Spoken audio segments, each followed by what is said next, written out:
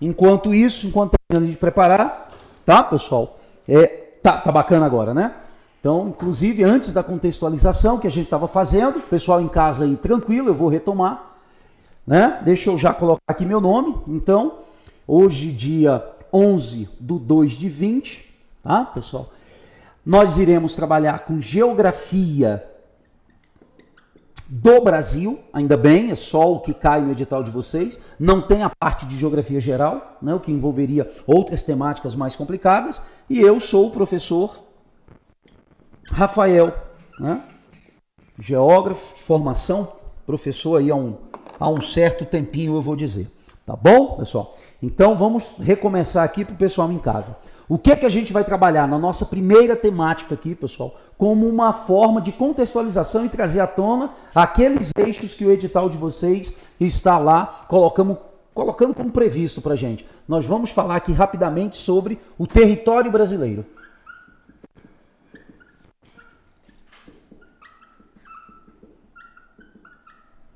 O território é a base, né, constituinte de um país.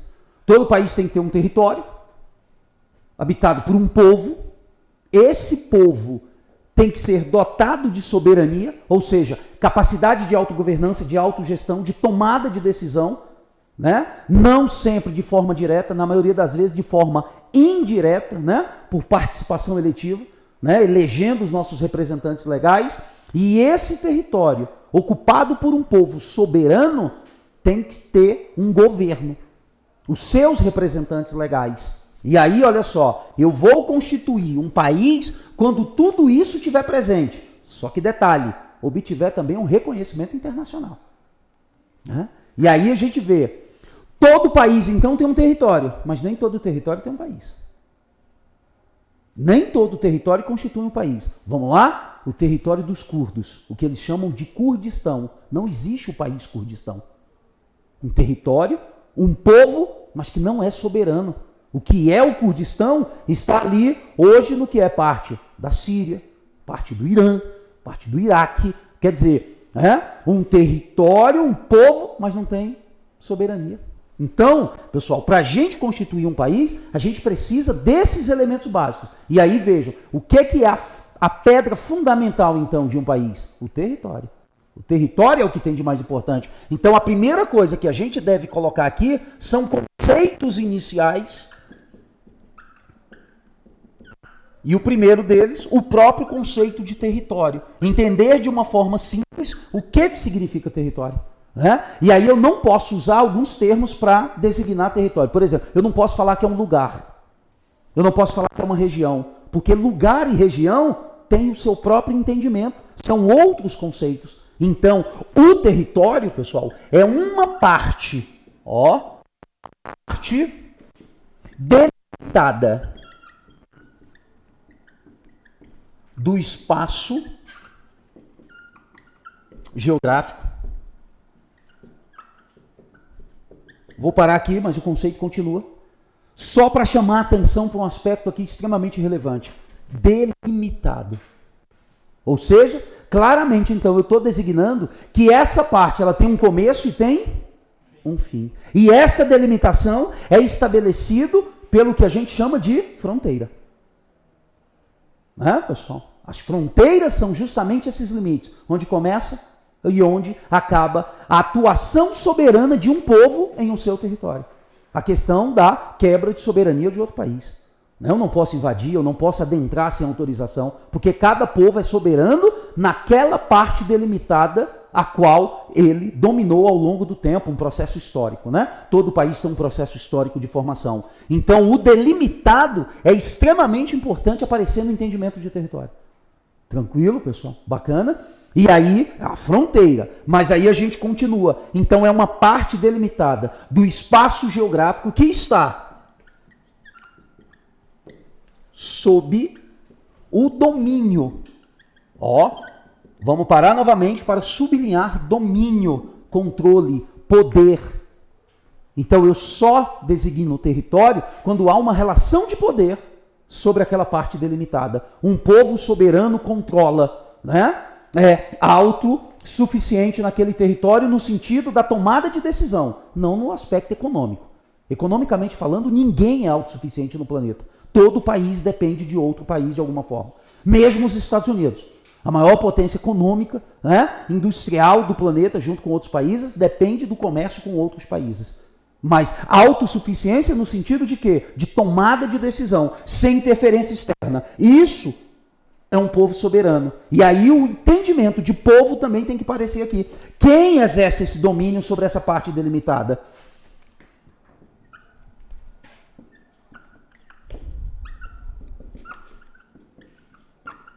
Pronto, gente. O entendimento mais básico, fundamental que a gente tem que ter de território. Ela é a pedra fundamental, né, da constituição de um país. E aí vejam, o edital de vocês é Brasil. A primeira coisa, então, a gente fortalecer esses entendimentos, né, de território, tá? E as características também. É óbvio que existem outros conceitos importantes.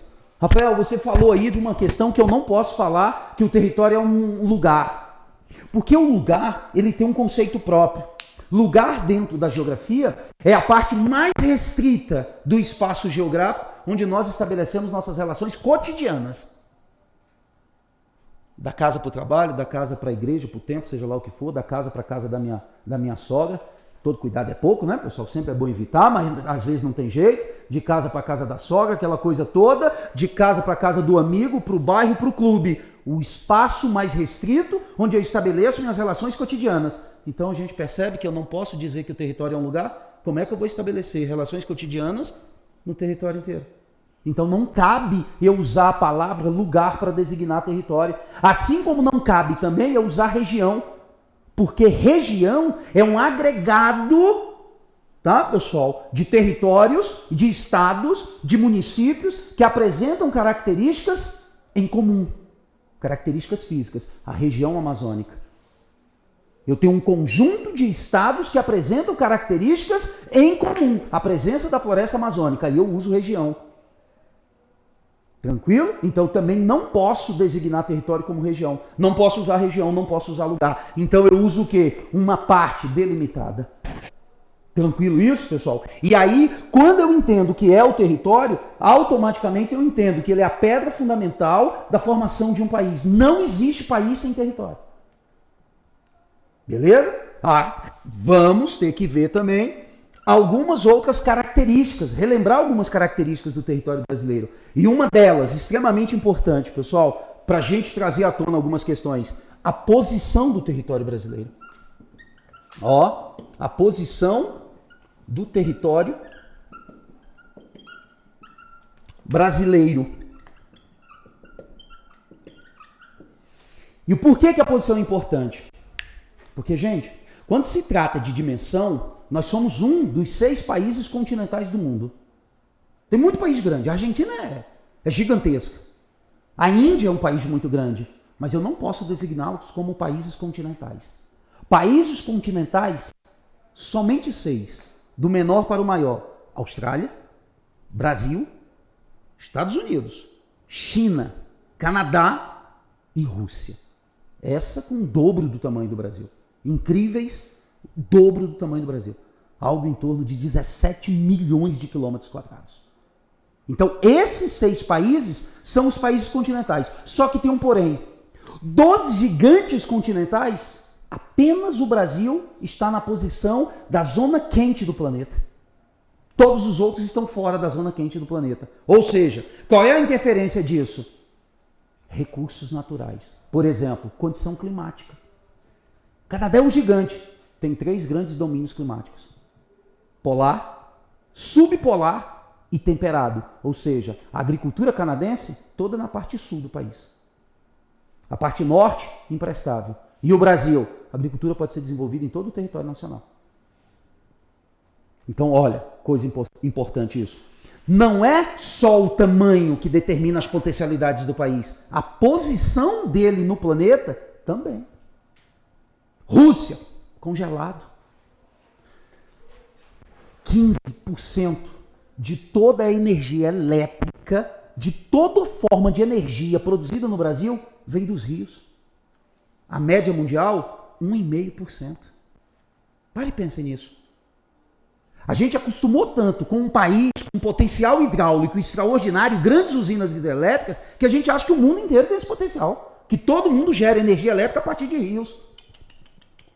Só o Brasil tem essa potencialidade. De novo, por quê? Só o tamanho do território? Não, a posição. A Rússia tem rios extraordinários, o Canadá tem rios extraordinários, mas parte do ano ele fica congelado, não se presta à geração de energia. Não é viável. Então, por isso, pessoal, relembrar, retomar a posição do nosso território vai permitir que a gente entenda lá na frente a matriz energética brasileira. Né? A exploração mineral no Brasil, outras questões. Então, olha o que eu estou alertando vocês. Quanto mais a gente retoma essas características do nosso território, mais facilidade a gente vai ter para os conteúdos lá na frente. E é isso que basicamente nós vamos fazer na aula de hoje. E aí, o que eu faço sobre posição? Algo extremamente simples. Pessoal, nós temos que relembrar isso aqui, ó. Vamos fazer uma representação gráfica. Cada um aí do seu jeito no caderno, não tem problema. Cada um com a sua habilidade. Vamos ter que retomar isso aqui, ó. Uma coisa bem básica. Linha do Equador. Né? Hemisfério setentrional, hemisfério meridional. Norte. Sul. O norte pode aparecer com muita frequência como setentrional. Já o sul como meridional. Aí eu pego lá uma questão falando sobre a Amazônia Meridional. Estou falando de quê? A parte sul da Amazônia. Né? A parte mais afetada da floresta amazônica, onde o agronegócio mais chegou, né? Com a soja, com a criação de gado. Aí eu estou falando o sul do Pará, eu estou falando o Rondônia, eu estou falando o sul do estado do Amazonas, que forma aquela área chamada de Arco do Desmatamento. E aí, sem se falar do Arco do Desmatamento, pela posição, por essa minha noção espacial, eu já visualizei que a atividade econômica chega primeiro ali. Por quê? Porque o território brasileiro está aqui e a atividade econômica sai daqui para lá. Então, obviamente, a porção sul da floresta amazônica é a porção mais ocupada, portanto, mais impactada. Então, de novo, eu estou mostrando para vocês que alguns entendimentos básicos aqui nos levam a entendimentos melhores lá na frente. Tá bom, pessoal? Deixa eu apagar esse rabisco, porque a gente vai tratar sobre isso. A gente volta aqui. Agora, outros termos também podem aparecer, tá? O setentrional ou norte, eu também posso chamar de boreal. A famosa aurora boreal, né, pessoal? Que acontece lá nos países nórdicos, né? Tranquilo? Porque a aurora boreal, ela acontece lá no extremo norte do planeta.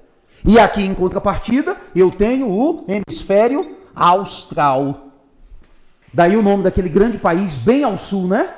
Austrália. Terras do sul. Né? Então, austral é sul, boreal é norte.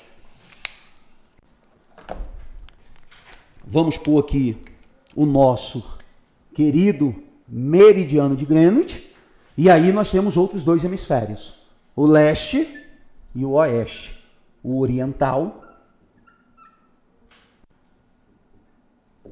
ou o ocidental.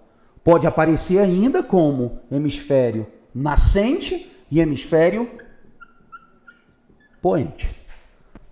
Agora, quando a gente fala de posição, pessoal, o que é importante nesse momento agora? Eu pegar o território brasileiro e posicionar aqui. Onde é que está o Brasil aqui? Né? Em qual quadrante eu coloco o Brasil? Quem corta o Brasil ali daquelas linhas imaginárias? Beleza? Aí a gente vai pegar o território brasileiro e nós iremos posicioná-lo aqui, ó. Pronto, está aqui o Brasil. Completamente no hemisfério ocidental. Nosso território não tem nada no hemisfério oriental. 100% no ocidental. Porém, cortados pela linha do Equador. E isso, pessoal, é extremamente importante eu ter essa noção. Aí qual é a grande dica que eu dou para vocês? Gente, parte da prova de vocês, parte da prova que o Exército, entre outras provas que ele faz, te ajuda muito se você tiver uma boa noção de território brasileiro. Como assim, professor? Fala Brasil, você consegue projetar ele aqui na tua frente, na tua mente? Essa mesma noção que tem da nossa mão, a gente pode estar na escuridão total, não vendo nada, mas se eu botar a mão na minha frente, eu tenho a sensação que eu estou vendo. A gente tem que conseguir fazer isso com o mapa do Brasil. Vou dar um exemplo para vocês. O Exército vai lá e bota uma questão sobre o cinturão carbonífero, a principal reserva de carvão mineral no Brasil. E aí ele te dá as opções de quais estados compõem o cinturão carbonífero. Se o candidato lá, ele tem essa noção, ó, cinturão carbonífero, ou S do carvão, tá aqui, ó. Aí ele bota lá como opção Maranhão, tá fora, pô. O item que tem o Maranhão tá fora. Rio Grande, tá fora, Rio Grande do Norte, pelo amor de Deus, cinturão carbonífero, tá lá. Aí quais são as opções que vão estar lá como resposta? A noção espacial tá te respondendo, pô. Rio Grande do Sul, Santa Catarina e Paraná. Rio Grande do Sul, as maiores reservas. Santa Catarina, o maior produtor de carvão mineral do nosso país. E todo ele de baixa qualidade. A gente não consegue ter uma autossuficiência. A gente tem que importar carvão mineral de melhor qualidade. O tal do antracito. Nós vamos estudar isso. Mas vejam, a noção espacial já está me dando a resposta. Eu não preciso, em algum momento, ter decorado quais são os estados que formam o cinturão carbonífero. A minha noção espacial está me dando a resposta. Muitas questões das provas de vocês respondem com noção espacial. Professor, e como é que a gente faz, então, para desenvolver essa danada quem não tem? Mapa do Brasil mudo. O que é o mapa mudo? Só o contorno, sem informação nenhuma. Você vai colocando as informações. O que você está estudando? Indústria brasileira? Então marca lá no seu mapa mudo. Onde é que está o Parque Industrial Brasileiro? É no eixo Rio-São Paulo? Eixo Rio-São Paulo, você vai marcar a maior concentração da atividade industrial no Brasil. Lá no seu mapa mudo. E aí tu escreve lá no estado. Rio de Janeiro, São Paulo. Década de 90 para cá, a indústria começa a se expandir. Ela se expande para onde? A chamada desconcentração industrial. Ela vem principalmente para a região sul, região nordeste. Cidades como Salvador, Recife, Fortaleza. No sul do Brasil, Porto Alegre, Curitiba passam a se tornar polos industriais importantes. E, em menor escala, o Centro-Oeste, Anápolis aqui pertinho da gente, né, pessoal? Hyundai, Mitsubishi aqui em Catalão. Grandes instalações industriais vindo para o Centro-Oeste. Aí eu vou lá no meu mapa mudo e desenho esse negócio. Rabisco essa coisa. Gente, daqui uns 2, 3 meses de estudo, vocês vão ver a noção espacial que vocês vão ter do território brasileiro. Boa parte das questões serão respondidas por essa habilidade, não por ter que decorar essa ou aquela informação. Então, a grande dica que eu dou para vocês, desenvolva o máximo possível a noção espacial. E aí isso vale para tudo que você estudar. Clima, vai lá, os climas. O Brasil não é cortado aqui pela linha do Equador?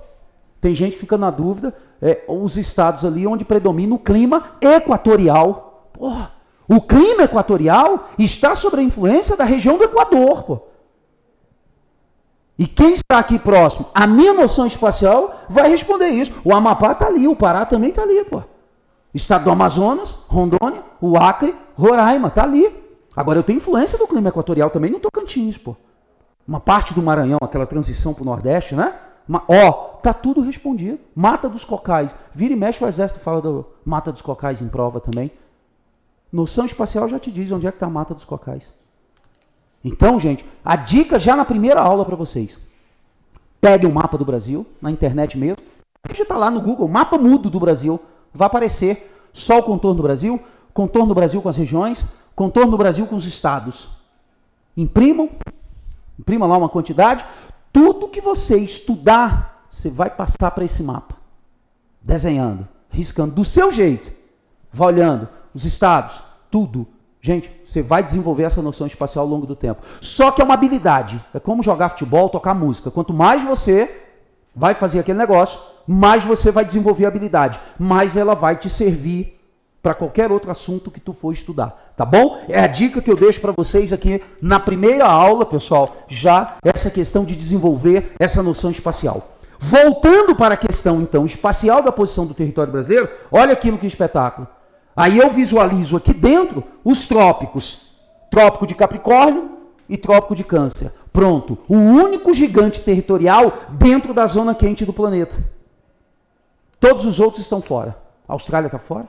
Estados Unidos está fora, China está fora, Canadá está fora e Rússia está fora.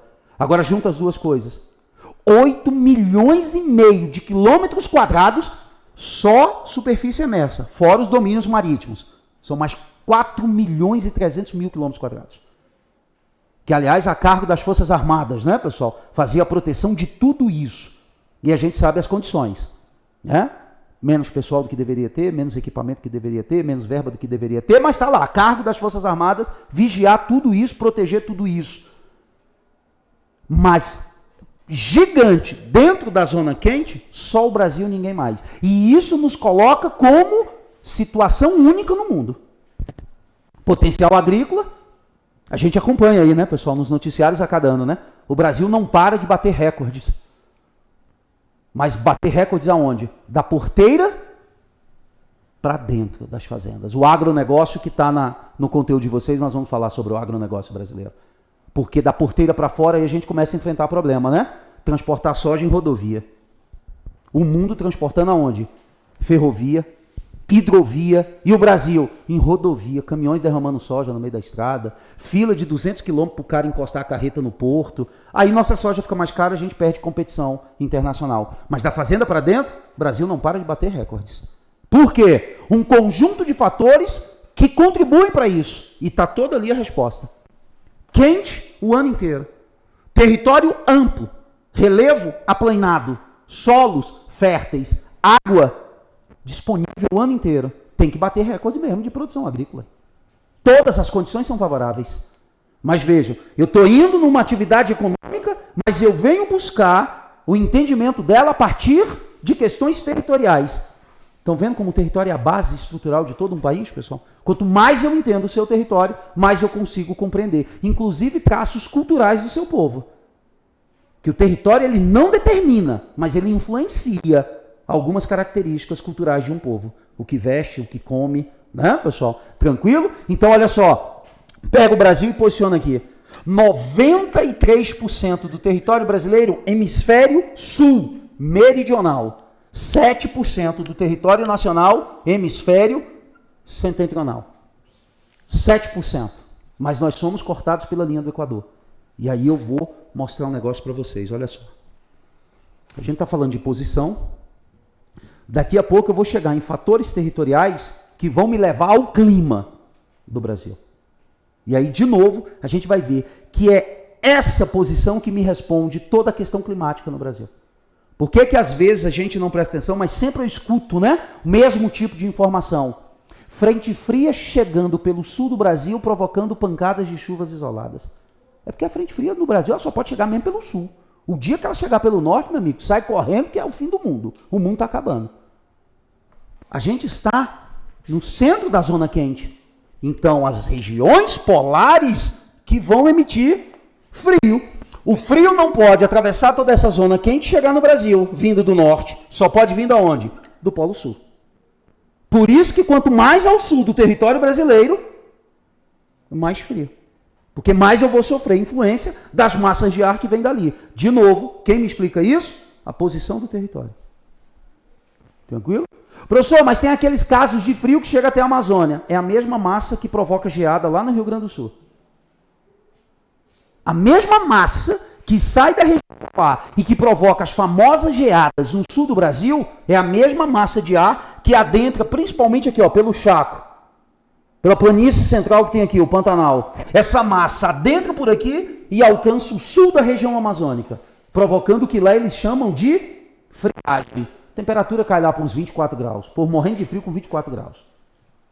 Por quê? Estão acostumados, né, pessoal, com 28 no frio, 30, 32 brincando, na sombra, chega a 24 graus, todo mundo com frio. O que que provoca a friagem? A mesma massa de ar que provoca a geada lá no Rio Grande do Sul. Tranquilo? Território. Nós vamos ver tudo isso. Só estou tentando mostrar cada vez mais para vocês a necessidade da gente ver isso. Então, o que eu quero de posição? Aquilo ali. Nada mais do que aquilo. É o suficiente já para a gente trazer à tona muitas questões. Só a posição? Não. Agora a gente tem que falar da dimensão territorial do Brasil. Aí nós vamos abrir aqui um outro tópico. Dimensão. Territorial.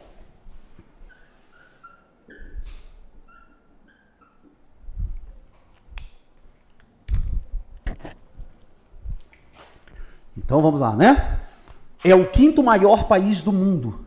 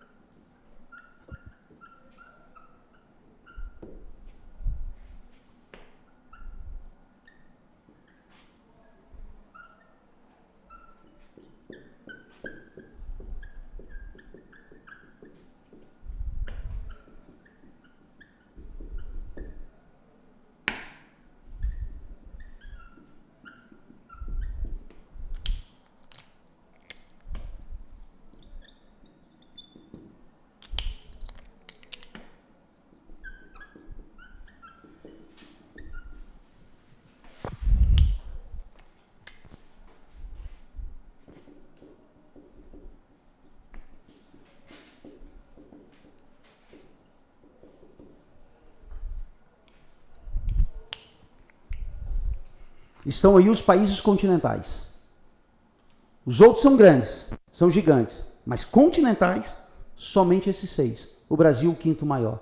8,5 milhões de quilômetros quadrados só de terras emersas, fora domínios marítimos. Tranquilo, pessoal? Que, aliás, daqui a pouco a gente vai colocar quais são todas as partes, né, que compõem esse território brasileiro. Mas em termos de dimensão, está aí. Gente, eu vou apagar já esse quadro aqui, tá bom? Esse aqui acho que já foi.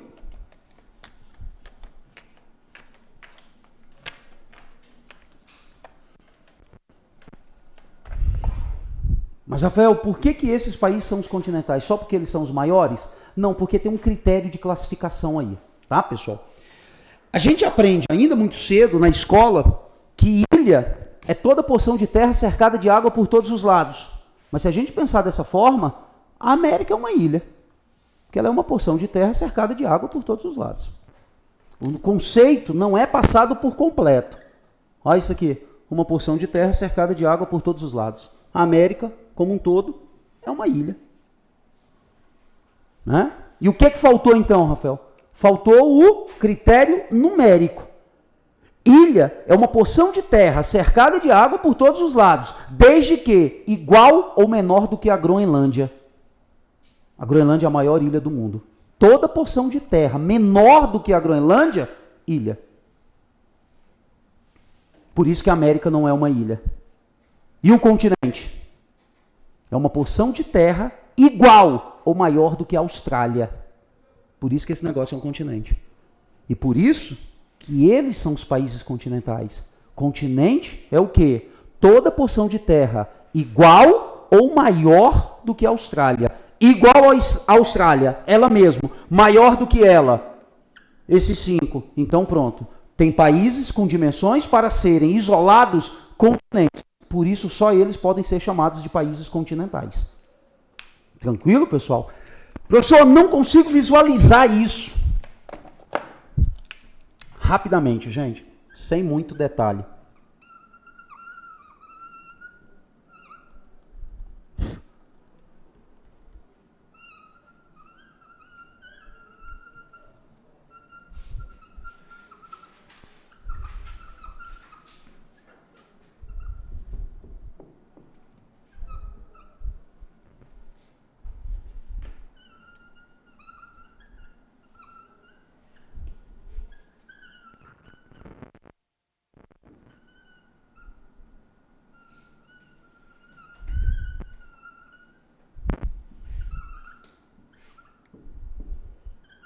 Groenlândia.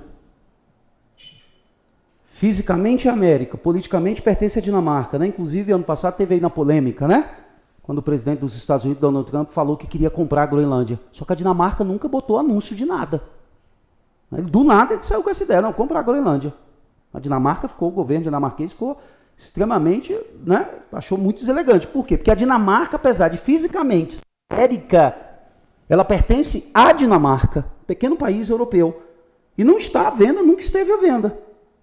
Quer dizer, olha a questão territorial. E é essa ilha a referência para se determinar toda porção de terra no planeta que for igual ou menor do que a Groenlândia é ilha. Cuba, ilha.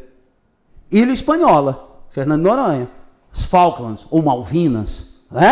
Madagascar. Sri Lanka. Tudo ilha. Tudo é menor. Sicília.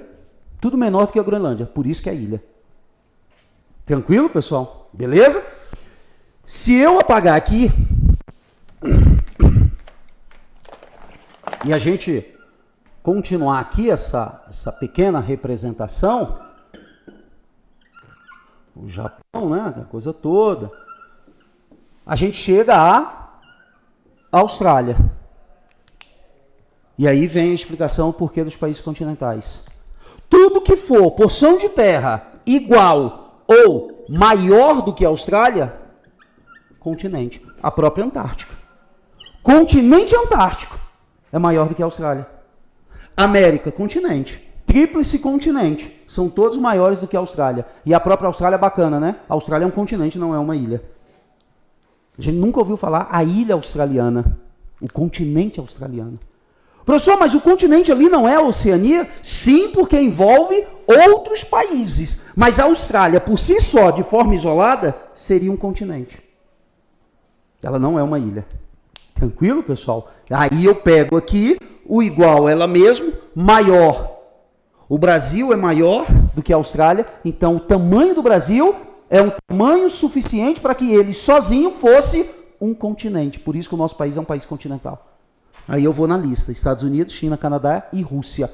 Os únicos países que corretamente deveriam ser designados como países continentais. Tranquilo, pessoal? Então essa noção da dimensão territorial do Brasil é importante para a gente ter a noção do gigantismo do território brasileiro. O quinto maior país do mundo em extensão territorial. Combinado com uma boa posição, nos dá um potencial extraordinário para várias atividades econômicas, para vários setores da sociedade. Tranquilo? Então é isso que a gente tem que relembrar de dimensão. Ficou claro isso aqui, pessoal? Tranquilo? Posso apagar? Então vamos que vamos. Vamos seguindo, que o nosso edital é grande, tem muita coisa. Mas, gente, a qualquer momento, por favor, tá? Não deixem aí de pontuar alguma coisa, de enumerar alguma situação para a gente tirar a dúvida, tá? Então falamos aí do conceito de território, falamos da posição do território brasileiro, falamos um pouco da dimensão territorial do Brasil. Agora, pessoal, a gente tem que deixar claro aqui uma informação que são as nossas fronteiras. Ó, as fronteiras do nosso território. E aí a gente tem que lembrar o seguinte: na América do Sul, pessoal, sozinho, o Brasil responde por 43% de todo o continente sul-americano. São 13 países. 43%, quase que a metade.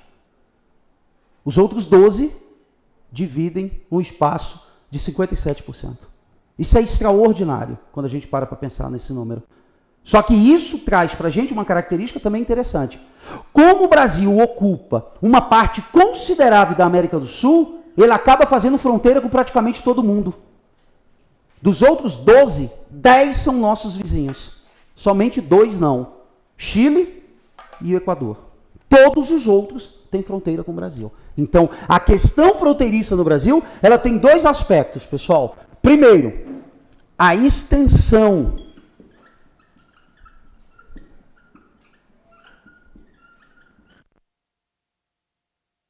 Extensão das fronteiras.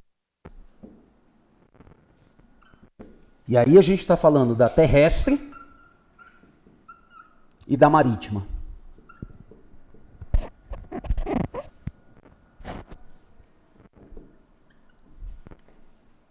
Gente, a terrestre são mais de 14 mil quilômetros quadrados. É muita coisa. Se a gente parar para pensar que em linha reta, pessoal, do extremo de Roraima até o Rio Grande do Sul, são 4.100 quilômetros. E olha que esse Brasil é grande. Quem viaja de carro sabe disso, né, pessoal? Aquela sensação de tu entrar em Minas Gerais, meu amigo, viajar o dia todinho e não acaba Minas Gerais.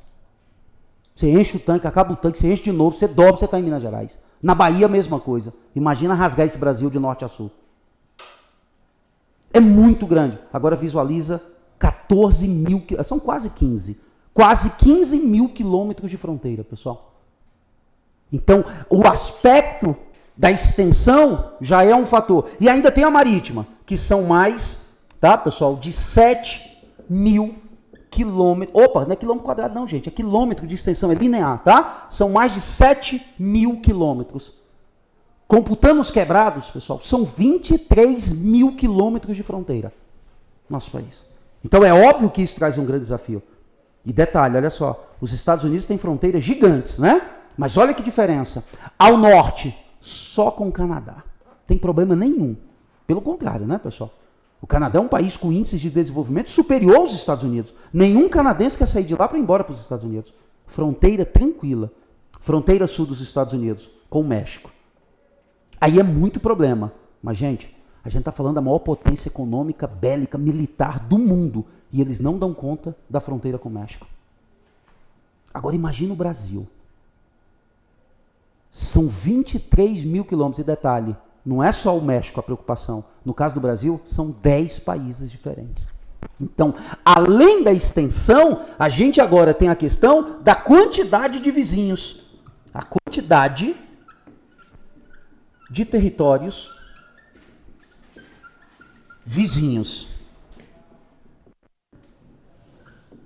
E aí a gente vai falar de... Vamos lá, vamos organizar aqui um pouco. Vamos do norte para o sul. Guiana Francesa. Suriname. Guiana. Venezuela. Colômbia. Peru. Aliás, fronteira extraordinariamente grande do Peru. Bolívia, também muito grande. Paraguai, problemática pra caramba. Argentina e Uruguai. Foi? 3, 6, 10. Os 10 vizinhos do Brasil. Gente, as fronteiras mais tranquilas aí, Uruguai e Argentina. O resto é tudo pedreira que o Brasil pega. Tudo tem problema grave aqui. Paraguai nem se fala, né, de contrabando de tudo que se imaginar, de produto falsificado, né, de boné, de tênis, de tudo, de cigarro, de uísque, de arma, de tudo, fronteira do Paraguai. Bolívia e Peru, os maiores produtores, né? Cocaína do mundo. O Brasil automaticamente vira rota. Então é um problema seríssimo, né? Colômbia, historicamente, sérios problemas com as Farc, né? Atuação de guerrilha, né, que muitas vezes usa o território brasileiro como abrigo. Venezuela, uma crise humanitária agora, algo extraordinário. Milhares de venezuelanos entrando para o Brasil. E olha que o número que veio para o Brasil foi pequeno em relação ao que foi para outros países vizinhos. Né, pessoal? O que foi para a Colômbia, o que foi para o Chile, o que foi para outros países é um negócio que, se fosse para o Brasil, a situação aqui teria ficado muito mais complicada. As Guianas, grande problema, pessoal, de tráfico de pedras preciosas, né? Pedras preciosas que estão no nosso território, no nosso subsolo, só poderiam sair daqui pagando os devidos impostos. Vai tudo embora. Vai tudo embora sem pagar nada.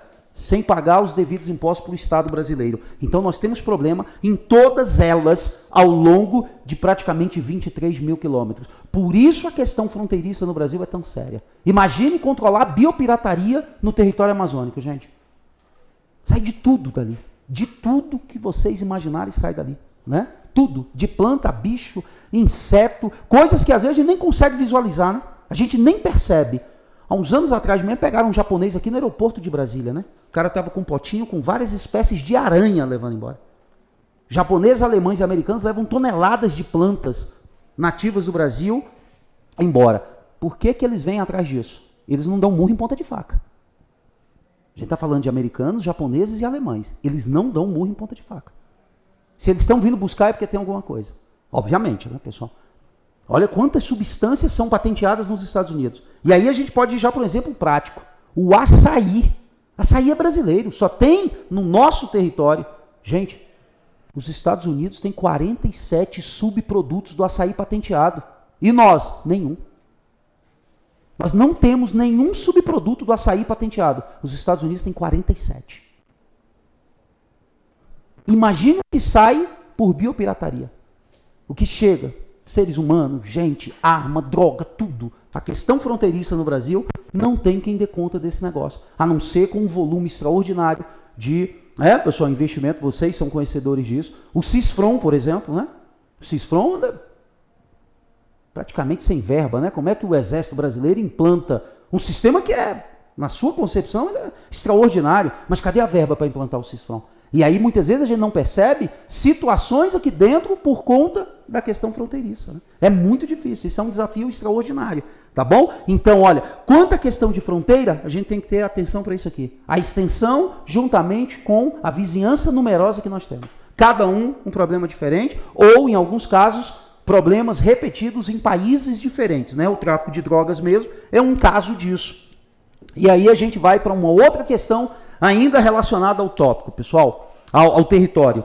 os pontos extremos do Brasil e a questão da equidistância entre eles. A distância entre o extremo norte e o extremo sul do Brasil, o extremo leste e o extremo oeste é praticamente a mesma. Isso cria um território com uma característica extraordinária. Que é isso aqui, ó. Vamos lá? Vamos abrir outro tópico aqui. Pontos extremos do território brasileiro.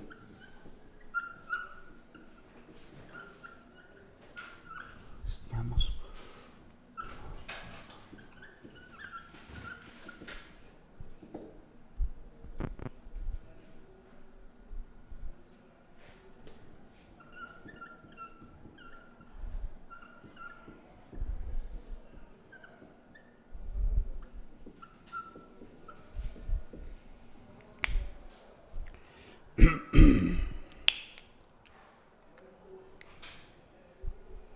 Ponto extremo norte, Monte Caburaí, em Roraima.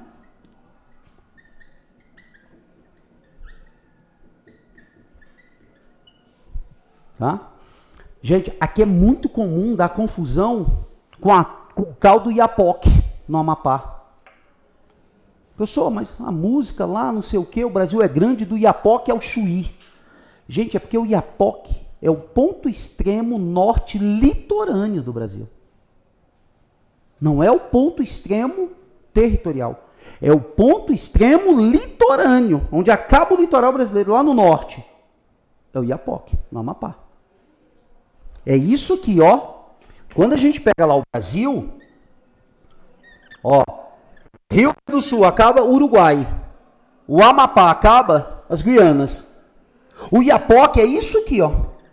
É o ponto extremo norte litorâneo. Assim como o Arroio Chuí é o ponto extremo sul litorâneo. Mas esse ponto litorâneo não é o ponto mais extremo ao norte do Brasil. Esse fica em Roraima, porque o território brasileiro continua e Roraima está aqui, ó. Então, esse ponto está mais ao norte do que o Iapoque, é por isso que gera essa confusão. E esse ponto, mais ao norte em Roraima, é o Monte Caburaí. Então, lá é o extremo norte do território brasileiro. Tranquilo? Mas se caso chegar para você a informação do Iapoque, cuidado que ela pode estar certa. Se eu estiver falando do ponto extremo litorâneo. Tá bom? Isso tem que ter uma atenção da gota com isso aqui, porque senão a gente acaba, às vezes, se complicando com isso, tá bom? Já lá no sul, independente de ser litorâneo ou não, é o Arroio Chuí, no Rio Grande do Sul.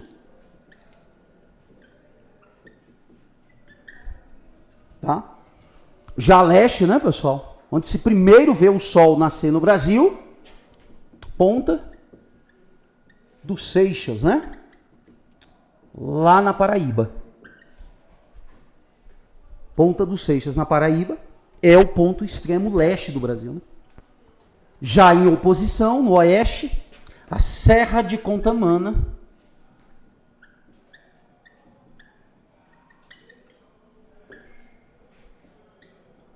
no estado do Acre.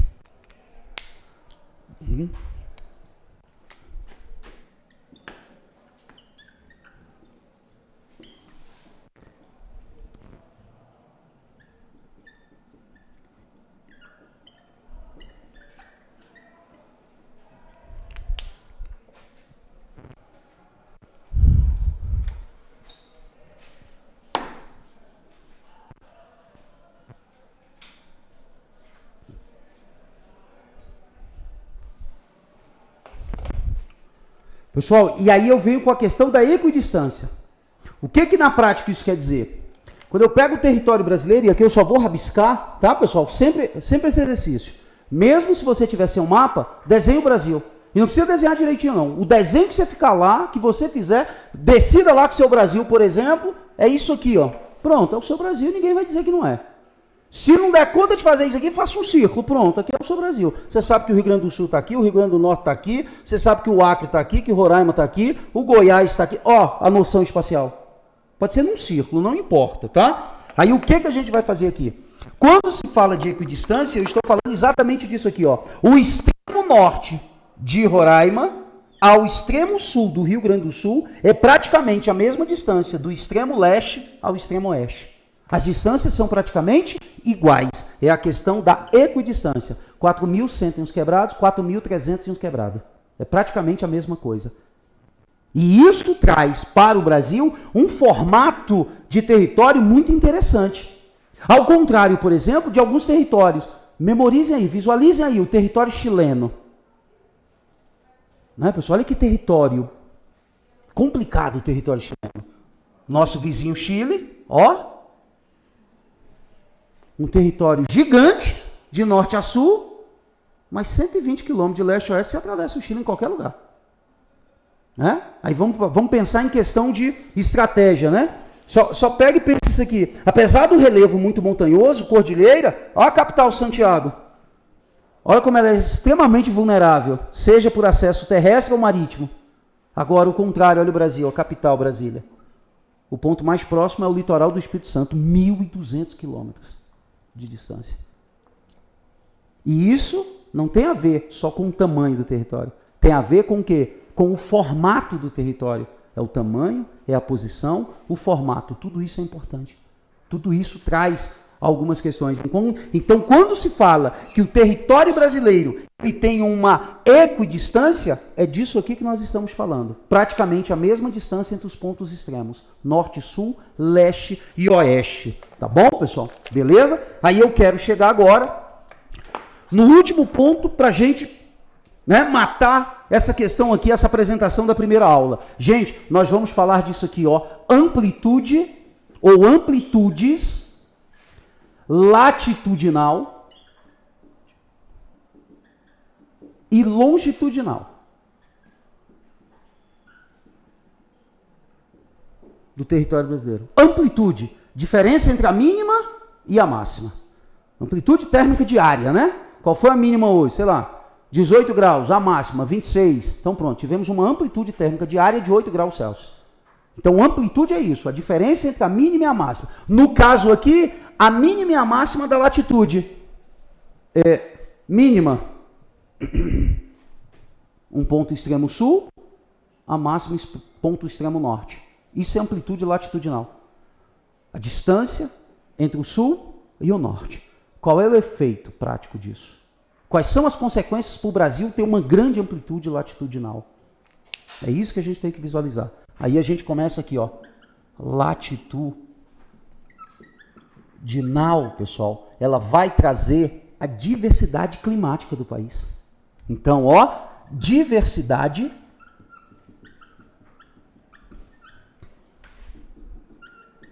climática. O Brasil tem 5 grandes domínios climáticos. 5.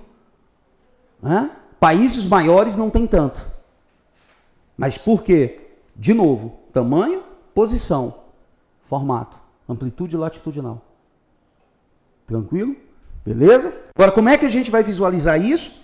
E isso aqui, pessoal, é uma dica também, outra dica importantíssima para vocês. Olha, a gente vai compreender muito bem a questão climática, gente, quando a gente conseguir fazer isso, ó, um exercício que eu recomendo para todo mundo. Viu a aula, tal, deu uma lida, deu uma estudada, vai lá e faz. Você vai fazer isso aqui, ó. Faça o seu planeta. Ixi, esse aqui ficou torto e ficou danado. Faça o seu planeta. Faça as principais referências latitudinais. Linha do Equador. Trópico de Capricórnio. Trópico de Câncer. Círculo polar Ártico. Círculo polar Antártico. O antiártico, né? Antártico. São as principais referências latitudinais. Pessoal, eu fiz nesse formato por uma questão didática, mas todos nós sabemos que o planeta Terra, em relação ao plano do sistema solar, ele é inclinado. E é por isso que nós temos as 4 estações. Sem a inclinação do planeta, nós não teríamos as 4 estações. Teríamos a mesma condição climática o ano inteiro em determinadas regiões. A variação é fruto dessa inclinação. E, lógico, do movimento de, pessoal, translação. A volta que a Terra vai dar. Agora, olha essa dica aqui para vocês, gente. Vocês vão fazer isso e vão entender o seguinte. A energia que incide sobre o planeta, ela vai sofrer dois grandes efeitos. Uma parte dela vai ser refletida de volta para a atmosfera. Outra parte vai ser absorvida pela superfície. É o que a gente chama de albedo. Albedo é a capacidade de reflectância dos corpos. Alguns corpos refletem mais, outros corpos absorvem mais energia. Por isso que eu tenho diferença de temperatura entre a grama e o asfalto, por exemplo. É o albedo. A grama, né, pessoal, não esquenta tanto. Agora, olha o que vocês vão visualizar. Quando o Sol incide de forma perpendicular à superfície, favorece muito mais a absorção da energia, esquenta. Quando o Sol incide de forma inclinada sobre a superfície, favorece muito mais a reflexão. Quanto mais energia eu reflito, jogo de volta, menos aquece. Tranquilo? Beleza isso, pessoal? Concentração. Tá bom? Outra coisa. Quando a incidência é inclinada, quer dizer que a mesma quantidade de energia espalhou por uma superfície maior, então esquenta mais. Quando a incidência é perpendicular, quer dizer que aquela mesma quantidade de energia incidiu numa área menor, esquenta mais. Vamos visualizar? Pega uma lanterna, todo mundo visualiza a situação da lanterna. Peguei uma lanterna, coloquei aqui, ó. O facho de luz na parede vai ser assim. Agora, se eu pegar essa mesma lanterna e fizer isso aqui, ó, apontar ela lá em cima, de luz. Mas o que vai acontecer lá com a incidência da luz? Vai ficar nesse formato ou vai alterar? A mesma quantidade de energia eu vou distribuir na superfície maior. Vai esquentar menos.